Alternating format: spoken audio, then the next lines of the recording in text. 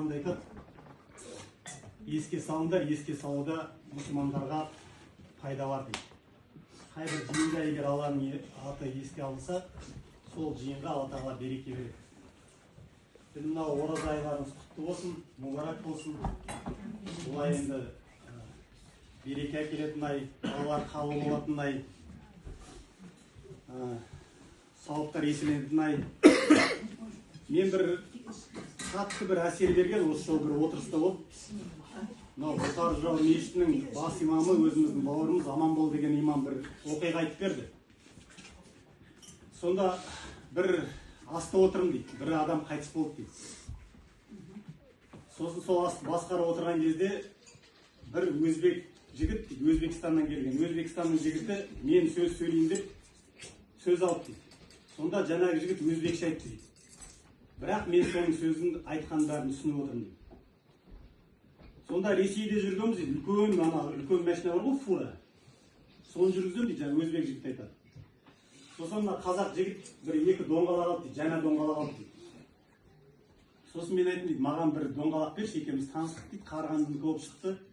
Маған бір доңғалақ берші, артқа қайтып бара жатсаң мен саған қалдырып кетемін деп айттым дейді. Содан жаңағы жігіт екі доңғалақ берді, екі сатып алған ескі доңғалақ жаңасын өзіне салып, ескіні жаңағы өзбекке берді. Танымайды. Екеуі сонау Ресейде кездесіп қалған. Ол келеді ме, келмейді ме, бір Алла біледі. Содан екеуміз артқа қайттық дейді. Мен Балқашқа келгеннен кейін жаңағы жігітке звондадым дейді. Мен Балқашқа аман есен жеттім деп айтайын десем, ұлы көтеріп дейді. Әке дүниеден өтіп кетті деп айтты. Сол машинаны сол жерге қалдырдым дейді. Осы бір 2 ай болған әңгіме ғой, мен естігенім. Машинаны сол жерге қалдырдым да, содан қарағанда келіп маған қатысып отырмын дейді. Сонда жаңағы өзбек жігіт айтады, бізде өзбектерде мынандай мақал бар дейді. Егер жолға шықсаң, қасында қазақ болсын деп айтады дейді. Қазақ ешқайда қалдырмайды дейді. Дұрыс айтып отыр, иә? Енді қазір уақытты қараңыздар. Қазір уақыт біз қандай болып барамыз? Бұрынғы мақалда айтып тұр ол. Қазір мысалы біз қай жерде алсақ та көмекке аса қатты бара қоймаймыз ғой. Бұрынғы кездегі кісілер біледі. Шөп түсірсе біз бала кезімізде барып айырымызды аламыз да көмектесуге барамыз. Көмір түсірсе тағы барамыз. Көршіге бір литр сүтке жіберсе 3 литрге құйып беретін. Нанның жартысын бөліп беретін. Жартынан болса оның жартысын бөліп беретін. Қазір одан кеттік, біз эгоист болып кеттік. Ана мақал бұрынғы мынау әкейдің мынау үлкен кісілердің мақалында жастарға қатысы жоқ, бірақ жақсы жастар бар бізде. Оны да мойындау керек. Енді ол жарайды. Қазіргі біз өзіміз эгоист болдық, қазір жастар эгоист болып кетті. Біз енді бір 500 баладан астам біз дайындаймыз қазір. Әрқайсымен әңгімелесеміз, көріп атамыз. Қазіргі жастар отбасын құрады.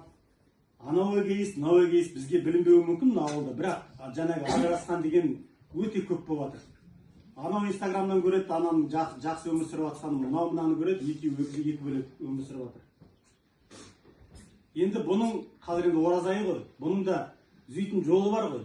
Мысалы Құранды қазір оқысаң, бір әрібі 10-нан 700-ге дейін сауап береді. Жалпы шариғатта не дейді? Бірінші, Аллаға серік қоспа дейді. Екінші, ата-анаңды құрметте дейді. Үшінші, туған туыстармен қарым-қатынасты үзбе дейді. Төртінші, көршілеріңмен жақсы бол дейді. Бесінші, өзіңе тілеген дұғаңды маңайыңдағы бауырларыңа тіледі. Бітті ғой, шариғат осыны айтады. Осында бәрі бар. Бұны білсе егер адам шариғатпен жүрсе, ол өсек керек жоқ оған, қызғаныш керек жоқ, көре алмаушылық керек жоқ. Ол өзіне тілеген затты бауырына тілеп тұрса, оның бәрі бостан бос жайдан жай кетеді. Сондықтан шариғат бізге осымен жүріңдер деп айтады. Мен енді осы тағы да бір жақсы көретін бір әңгіме, бір ислам ғалымы былай деп айтады. Адам топырақтан жаратылды деп айтты ғой бізге.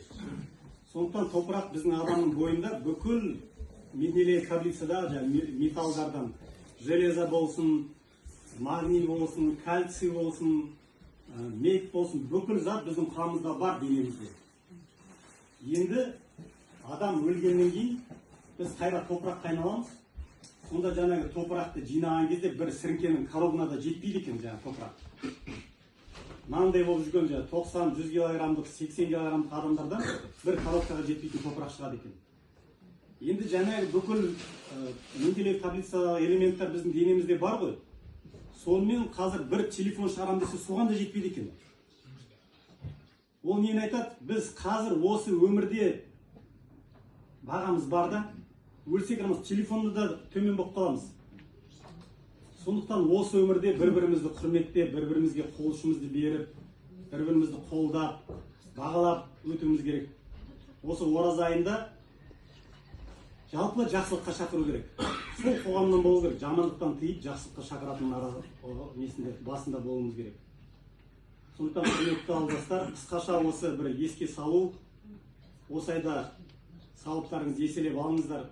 Бұл бүкіл 12 ай жұмыс істегеніміз бір ай жаңағы 30-қа жібереді. Сол сияқты бүкіл жыл бойы жинаған жаман істеріміз біреу көзбен, біреу тілмен, біреу құлақпен істеп қоюымыз мүмкін. Енді кінәсіз пайғамбарлар ғана болып, оның өзі біздің пайғамбарымыз Мұхаммед алейхиссалам ғана. Сондықтан максимально осы оразада алған темпті бүкіл өмірге жалғастыру керек.